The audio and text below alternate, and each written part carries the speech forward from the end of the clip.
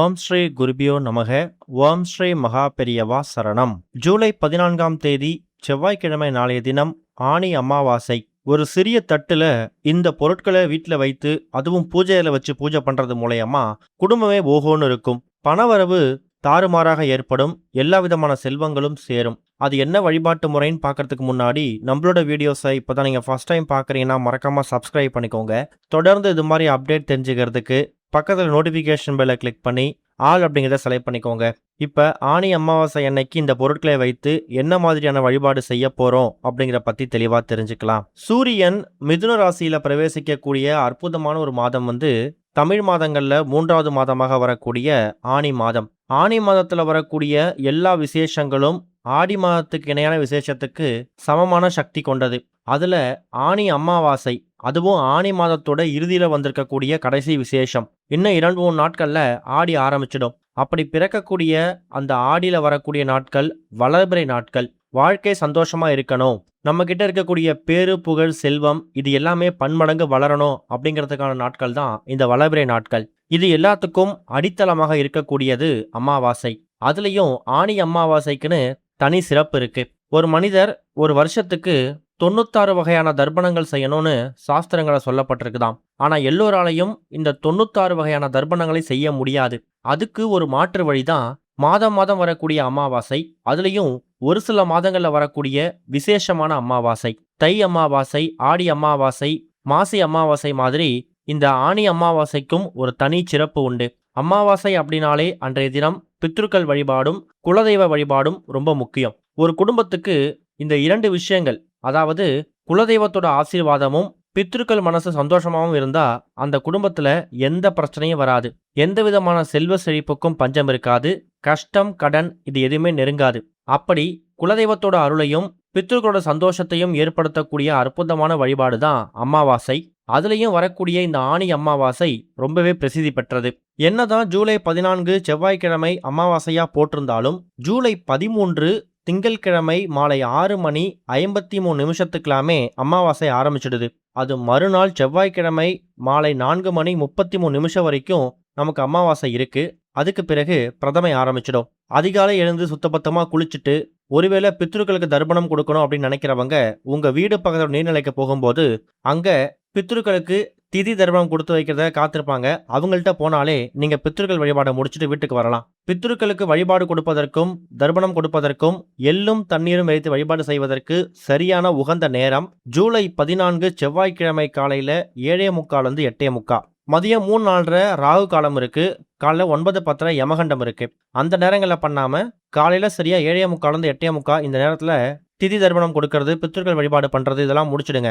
மதியம் 12:30 முடிஞ்சு கரெக்டாக 1:30 மேலே உங்கள் முன்னோர்களுக்கு இலை போட்டு படையல் போடலாம். நம்மளோட திதி தர்ப்பணம் சம்பந்தமான பதிவுகளில் அடிக்கடி சொல்கிறது தான், கணவர் இருக்கக்கூடிய பெண்கள் எக்காரணத்தை கொண்டும் அவங்களுடைய மாமனார் மாமியாருக்காகவோ அவங்களுடைய அப்பா அம்மாவுக்காகவோ திதி தர்ப்பணம் கொடுக்கக்கூடாது. எள்ளும் தண்ணீரும் இறைக்கக்கூடாது.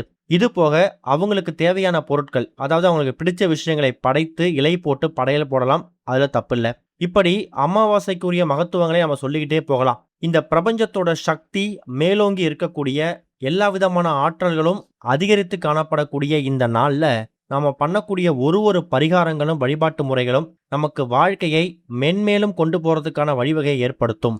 அதுல அப்படிப்பட்ட ஒரு அற்புதமான அதிசக்தி வாய்ந்த ஒரு பரிகாரத்தை தான் நீங்க நாளைய தினம் பண்ண போறீங்க. சரி, இந்த பரிகாரத்தை எத்தனை மணிக்கு பண்ணலாம்? முடிஞ்சா மாலை 4:30 அப்படி ஒருவேளை அந்த நேரத்தில் பண்ண முடியலன்னா ஆஃபீஸ் போயிடுவோம், வீட்டில் இருக்க மாட்டோம் அப்படிங்கிறவங்க மாலை ஒரு 6:30 7 மேலே பண்ணலாம், தப்பில்லை. ஒரு சிறிய தட்டில் இப்போ நம்ம சொல்லக்கூடிய இந்த ஒட்டுமொத்த பொருட்களையும் இந்த ஒரு ஆர்டரில் நீங்கள் அடுக்கி வைக்கணும். அதில் முதல் முக்கியமான பொருள் ஒரே ஒரு கைப்பிடி அளவு கல்லுப்பு. கல்லுப்பு அப்படிங்கிறது வெண்மை நிறம், தூய்மையோட மறு உருவம். வெண்மை அப்படின்னாலே அது சந்திர பகவானுக்கு உகந்த நிறம். மகாலட்சுமி தாயார் அம்சம் பொருந்திய மகாலட்சுமி தாயார் அனுகிரகம் இருக்கக்கூடிய அற்புதமான ஒரு சக்தியான பொருள் இந்த கல்லுப்பு. எக்கச்சக்கமான மருத்துவ குணங்களும் ஒரு கிருமி நாசினியாகவும் பயன்படக்கூடிய இந்த கல்லுப்பு ஒரு தாந்திரிக பொருளாகவும் சுப காரியங்களை ஏற்படுத்தக்கூடிய ஒரு பொருளாகவும் நம்ம மாத்திக்கலாம். அதுதான் கல்லுப்புக்கு இருக்கக்கூடிய ஒரு தனி சக்தி. அடுத்ததா மிளகு. மிளகு ஒற்றைப்படையில எடுக்கணும். 1 3 5 7. இப்போ நீங்கள் வீடியோவில் பார்த்தீங்கன்னா இந்த கல்லுப்புக்கு மேலே 7 எண்ணிக்கையில் மிளகு வச்சுருப்போம். அதுவும் ஒற்றைப்படையில் இருக்கும். மிளகு அப்படிங்கிறது கடன் பிரச்சனையை தீர்க்கக்கூடிய பரிகார பொருட்கள்ல முக்கியமான பொருள். வாராகி அம்மன் வழிபாட்டிலையும் காலபைரவர் வழிபாட்டிலையும் இந்த மிளகுக்கு முக்கியத்துவம் கொடுப்பாங்க. மிளகு தீபம் போடுறது, மிளகு வடை சுடுறது, 10 மிளகு இருந்தா பகைவர் வீட்டில் சாப்பிடலான்னு சொல்லுவாங்க. அது வந்து மருத்துவ குணம். மகத்துவ ரீதியா உங்க எதிரிகள் உங்க பக்கமே வரக்கூடாது அப்படின்னு நினைக்கிறவங்க, இருக்கக்கூடிய எதிரியும் நண்பர்களாக மாறுவதற்கான வழிவகையை இந்த மிளகு ஏற்படுத்தும். அடுத்து ஒரே ஒரு சில்லறை நாணயம். லட்சுமி குபேரர் வாசம் செய்யக்கூடிய அற்புதமான ஒரு பொருள் தான் இந்த ஒரு சில்லறை நாணயம். அது எவ்வளவு ரூபாய் இருந்தாலும் பரவாயில்ல. அடுத்து ஒரு முக்கியமான பொருள் வெட்டி வேர். சுவாமி சிலைகளுக்கு அபிஷேகம் பண்ணும்போது பயன்படுத்தக்கூடிய இந்த வெட்டி வேர் இருக்குல்ல, பெயர் தான் வெட்டி வேர். வெற்றிகளை வாரி வழங்கக்கூடிய வேர். உங்களுக்கு பாதுகாப்பு அரணாக இருக்கக்கூடியது.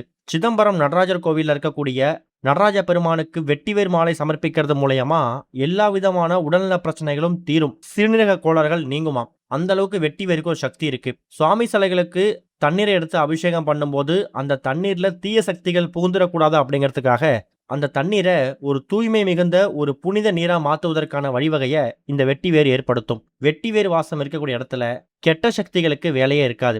உங்க வீட்டோட பூஜை அறையில வெட்டிவேர் இருந்தாலே ஏதோ கோவிலோட கர்ப்ப கிரகத்துக்குள் நுழைஞ்ச ஒரு உணர்வு ஏற்படும். அதுதான் வெட்டிவேருக்கு இருக்கக்கூடிய அபாரமான சக்தி. இப்படி பல மகத்துவங்கள் நிறைந்த இந்த எல்லா பொருட்களையும் ஒன்றாக சேர்த்து ஒரு சிறிய தட்டு மேல வைக்கிறீங்க. ஒரே ஒரு கைப்பிடியில கல்லுப்பு வச்சுட்டு அதுக்கு நல்ல சில்லறை நாணயம் வச்சிருங்க. அந்த சில்லறை நாணயத்துக்கு மேல கொஞ்சமா மஞ்சள் தூள், கொஞ்சமா குங்குமம், அதுக்கு பக்கத்துல சுத்தி மிளகு அடுக்கி வச்சுட்டு அந்த மிளகுக்கு மேல் பகுதியில வெட்டி வேற வச்சுட்டு உங்களோட குலதெய்வத்துல ஆரம்பிச்சு இஷ்ட தெய்வம் வரைக்கும் எல்லா கடவுளையும் இந்த ஒரு ஆணி அமாவாசை அன்னைக்கு மனசார பிரார்த்தனை பண்ணுங்க.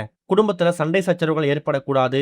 கருத்து வேறுபாடுகள் எதுவா இருந்தாலும் அதெல்லாம் விலகி ஓடணும். கணவன் மனைவிக்கிடையில நல்ல ஒரு ஒற்றுமை ஏற்படணும். கருத்து வேறுபாடுகள் நீங்கணும். கணவருடைய உத்தியோகம் இல்ல மனைவியோட உத்தியோகம் அதிகரிக்கணும். வாங்கக்கூடிய சம்பளம் முழுமையாக வீடு வரணும்.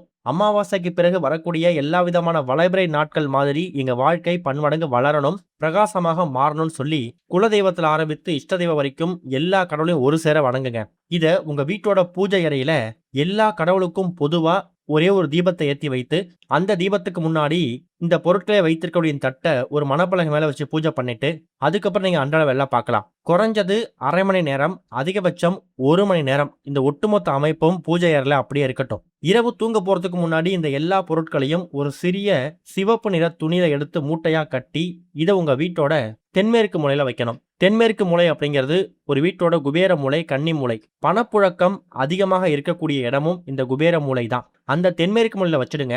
செவ்வாய்க்கிழமைகள்லயும் வெள்ளிக்கிழமைகள்லயும் நீங்க தூப தீபம் போடணும். நீங்க அந்த சிவப்பு மூட்டையில கல்லுப்பு வச்சிருக்கிறதால கல்லுப்பு கொஞ்ச நாட்கள்ல கரைந்து அது நீர்த்து போக வாய்ப்பு இருக்கு. அதனால மாதத்துக்கு ஒரு முறை மட்டும் அது வரக்கூடிய அமாவாசை அன்னைக்கு இந்த பழைய பொருட்களை தண்ணியில விட்டுட்டு இதே மாதிரி திரும்பவும் தயார் செய்து எங்க எடுத்தீங்களோ அதே இடத்துல பத்திரப்படுத்தி வச்சிடுங்க. இது மூலயமா வருமானம் அதிகரிக்கும். வீண் விரயம், வீண் செலவு குறைக்கப்படும். மருத்துவ செலவுகள் சுத்தமா இருக்கவே இருக்காது. எதிர்பார்த்த பணம் கைக்கு வரும். கொடுத்த கடனை திரும்ப வாங்க முடியல, வாங்கிய கடனை திருப்பி அடைக்க முடியல, இது மாதிரி பொருளாதார பிரச்சனை எதுவா இருந்தாலும் அது தீர்வதற்கான வழி கிடைக்கும். நம்பிக்கையோட பண்ணுங்க, நல்லதே நடக்கும். ஓம் ஸ்ரீ குருபியோ நமக. ஓம் ஸ்ரீ மகா பெரியவா சரணம்.